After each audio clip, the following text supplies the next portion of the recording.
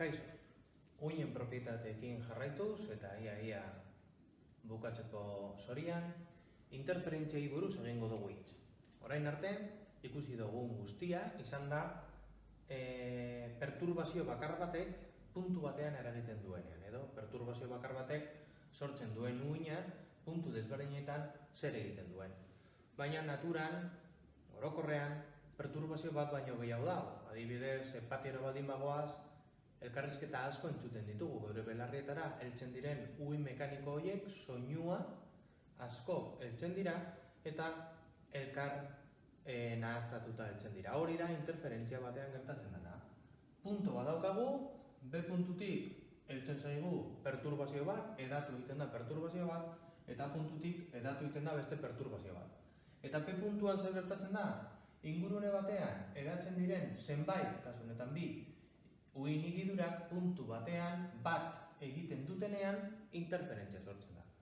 Heldu egiten da honek sortzen duen perturbazioa, heldu egiten da honek sortzen duen perturbazioa, eta puntu horretan zer gertatzen da. Zer gertatzen da?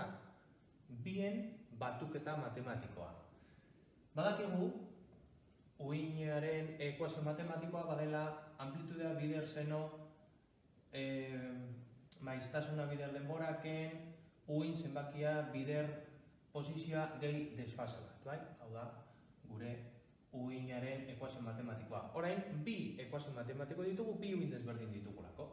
Hemen ditugu bi ekuazioa. Kasu honetan, maiztasun bereko eta amplitude bereko uhinekin egingo dugu lan errazteko. Eta errazteko beste pausutxo bat emon da, desfaseak 0 izango dira. 0 ez badira desfaseak matematikan bakarrik sartu behar ditugu bi hauen arteko erlazioa. Sentitzen dut, baina senoekin lan egin behar dugu, eta seno alfa gehi seno beta, bi aldi seno alfa gehi beta zati bi, koseno alfa gehi beta zati bi dela erabili behar dugu. Matematikan ikusi duzu eta zein da alfa eta zein da beta? Alfa izango da lehenengo uhinaren fasea eta beta izango da bigarren uhinaren fasea. Bi seno batu behar ditugu, bi fase desberdinekin, x bat eta x bi dugulako, puntu desberdinetatik heltzen zaigulako, distantzia desberdina dagolako batetik bestera. Orduan, matematika pizka bat eginda, hori zeuentzat usten dut edo liburuan begiratu, lortu iten duguna bada, bi a koseno, eta hor barruan zeozer, bider seno, w-teken, hemen barruan beste zeozer. Zeozer hori zer da? Uhin zenbakia bider posizioen arteko erlazio bat eta uhin zenbakia bider posizioen arteko erlazio bat. Hortaz, uhinaren ekuazio matematiko berri bat lortu dugu. Zein puntu horretan bi uhinen batuketa. Eta orduan, amplitude berri bat edukiko dugu eta seno w-teken kx berri bat edukiko dugu. Zer da interesatzen zaiguna? Puntu horretan gertatzen dana. Puntu horretan amplitude berri bat daukagu. Eta amplitude berri hori izango da, etortzen zaizkion amplitude eta bakoitzan nondik datorrenaren araberakoa esaten digu, logiko, amplitude berria zein da.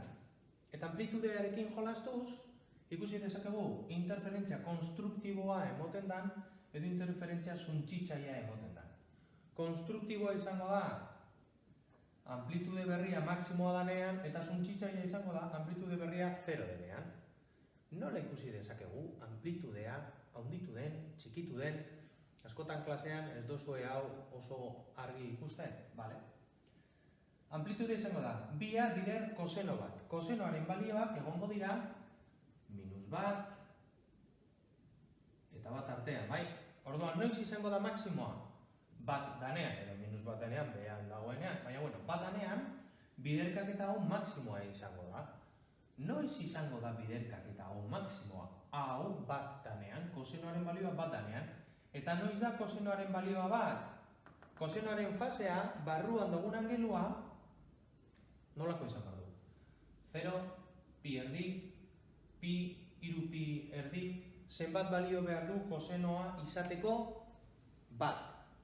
Gogoratzen baduzue, kosenoa hemen irakurtzen dugu edo hor adierazten dugu eta senoa normalean hemen, orduan 0 eta pi danean izango da kosenoa bat. Orduan hemen zer jarriko dugu.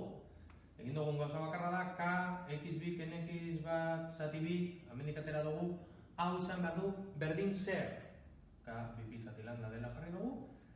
Hemen, kosenoaren barrukoa 0 edo pi edo bere edozein multiplo izan behar du. Orduan jartzen badugu n pi, 0 danean 0, bat danean bat, bi danean bi pi, osea 0, buelta bat emonda, iru pi, lau pi, bos pi, sei pi, vale?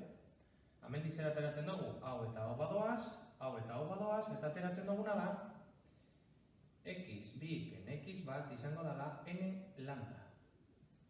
Kasu hauetan izango da interferentzia konstruktiboa.